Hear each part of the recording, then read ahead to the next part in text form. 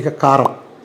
కారంతో వచ్చిన ప్రాబ్లం ఏంటంటే, కారం మంచిదే కావచ్చు కానీ ఒకప్పుడు దొరికిన ఎండుమిరపకాయలు, పురుగు మందులు లేని ఎండుమిరపకాయలని ఎండబెట్టి మనం అది పులుసుగా మారిన తర్వాత ఉండే కారం ఇప్పుడు లేదు. కాబట్టి మీరు స్ట్రిక్ట్గా కారం అంటే ఎత్తేసేయండి.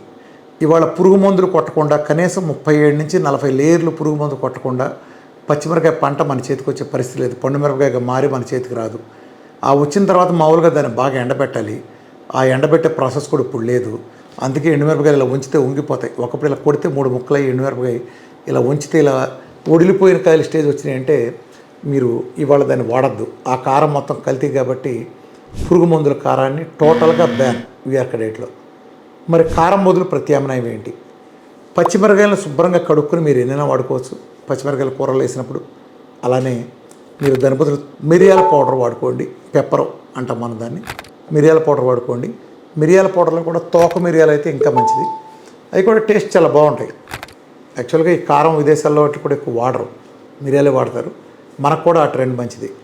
లేదు ఎండుమిరపకాయలు ఎవరు వాడుకోవచ్చు అంటే కారాన్ని మీ దొడ్లో మీరు పండించుకుని మీ చెట్టు నుండి పండు మిరపకాయలు మీరే కోసుకుని ఎర్ర టెండలో మీరే ఎండబెట్టుకుని మీరే కారం మిల్ల దగ్గర తీసుకెళ్తే మాత్రం చేయండి తప్ప మీరు డైరెక్ట్ వెళ్ళి ఎండుమిరపకాయలు కొనుక్కొచ్చే మాత్రం మీరు కారం పట్టించుకుంటే అది ఒరిజినల్ కారం కాదు. సో కారానికి సంబంధించి కానీ నేను చెప్పిన అన్నిటికి సంబంధించి డీటెయిల్డ్ వీడియోలు వీఆర్కి ఎక్స్క్లూజివ్లో అనేక వీడియోస్ ఉన్నాయి. అంటే ఇక్కడ ఎలాబొరేషన్గా చెప్పడం సాధ్యపడదు కాబట్టి మీరు మిగతా వీడియోలు చూసి కూడా అవగాహన పెంచుకోండి. బేసికల్గా ఏంటంటే ఈ వీడియోలో నేను స్పష్టం చేస్తున్న దాని ప్రకారం కారం పూర్తిగా నిషిద్ధం.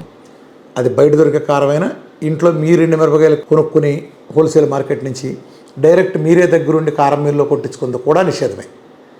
అర్థమైనా? దాని బదులు పెప్పరు, అందులో కూడా మిరియాల పౌడర్లో తోక మిరియాలు అనేది మీరు ఉపయోగించుకోండి కారానికి ప్రత్యామ్నాయంగా.